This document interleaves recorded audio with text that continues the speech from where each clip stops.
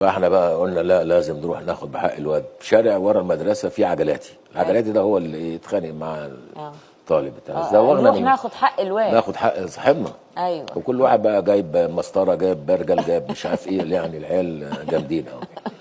فزوغنا من المدرسه ورايحين بقى في الشارع، شارع ضيق كده ورا المدرسه. قلت له فين اللي عمل فيك كده؟ قال لي ده واحد لابس ستره كده وحافي. قلت له تعال هنا. قال لي عواد؟ قال لي ياض يمشي يا ابني كذا وكذا وكذا. ابتدى يشتمنا شتيمه يعني لا تغتفر. وهزقنا يعني. قلت له تعال ياض هنا بدل ما نيجي نقطعك يا ابني كذا. قال يلا يا ابني كذا من هنا، وجاب اسامي بقى امنا والبتاع والبلاء والزرقاء. نطلع لكم بقى. وراح قايم، راح قالع الجاكيت، وراح قالع البنطلون. فجأة لقينا واحد قدامنا ملط.